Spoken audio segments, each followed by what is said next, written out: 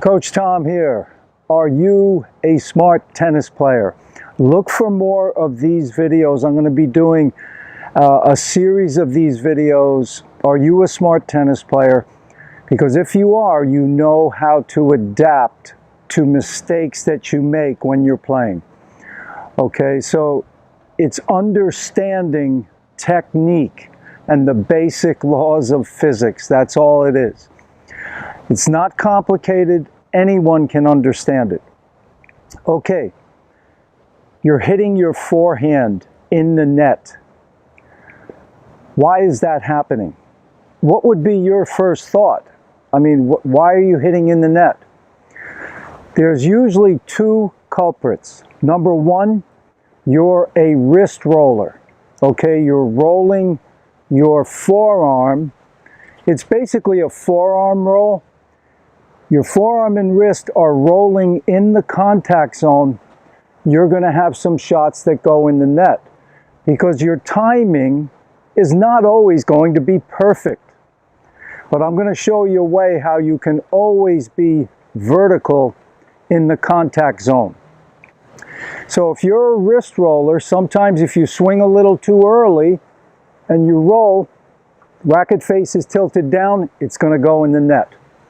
The other reason, you may not be getting the racket low enough. The racket is too high on your backswing. Your racket's up too high. You've got to drop the racket down.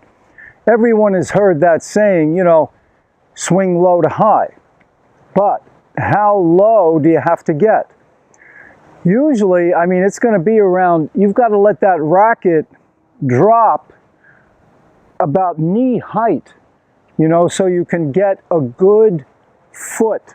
I think of it that way, a good foot 12 inches below the contact point before you swing forward. If you don't do that, you're going to net the ball from the baseline area. Okay, this ball is up about waist high here.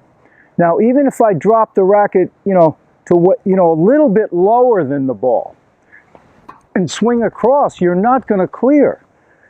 See, if the racket is, you know, close to the same level or even a little lower, you're still going to hit in the net.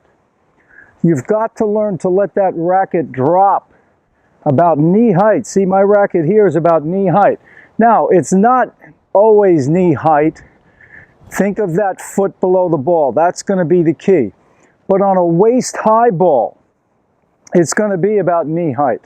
So if the ball is here, I'm going to come down in here so I can swing up and get that net clearance. So I want to show you a quick drill you can do also to make sure if you're a forearm roller. Okay, simply stand next to a fence. Now let's say you're going to hit the ball about waist high.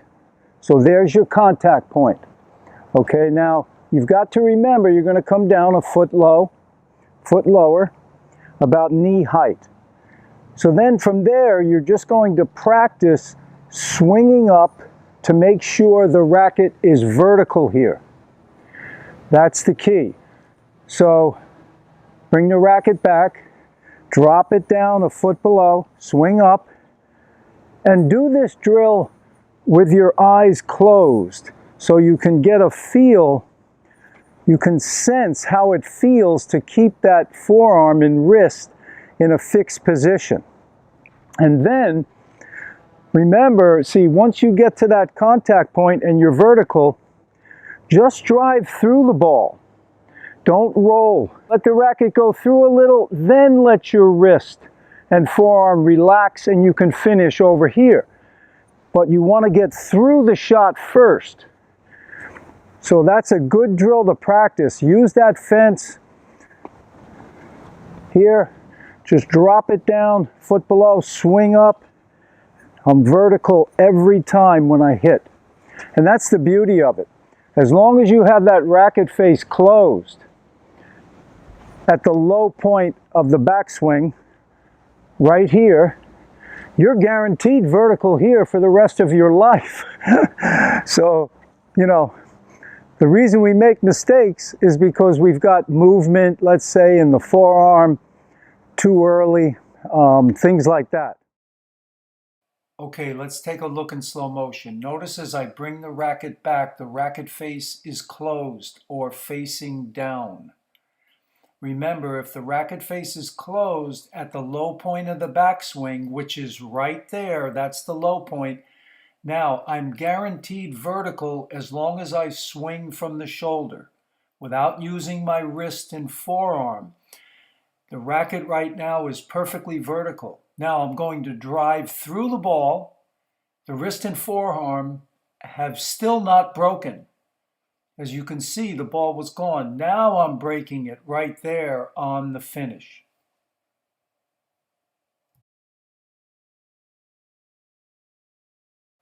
Okay, slow motion from the side. As I bring the racket back, you're going to notice the racket face is facing down. The racket's closed. All right, now I'm dropping the racket down below the contact point. Right there, I'm a foot below the ball. The racket is not quite at knee level because I'm contacting this ball relatively high. But notice the racket is perfectly vertical. I haven't played around with my wrist or forearm.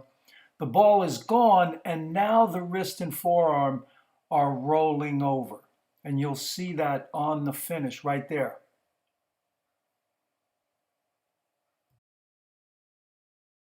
Okay, on this shot, I do hit the ball about waist high. So you can get a good idea that that racket on a waist high ball has to drop down somewhere around that knee on the rear leg, right there. Now, I'm a foot below the ball, swing up from the shoulder. Do not get wristy with the forearm. Don't roll the forearm or the wrist, and I'm guaranteed vertical at contact. Right there, the ball has left the strings and the wrist and forearm drive through, and they're rolling right now. As you can see, it's rolling over. You'll see it on the finish right there. Again, from the side, and this one really shows that wrist and forearm stays fixed through the contact zone. Okay, contact. Wrist and forearm have not broken. Now notice once this ball is gone, look at the racket. It's still vertical, driving through. Now as the tape rolls, you'll see that I roll the wrist and forearm and the racket comes across on the finish.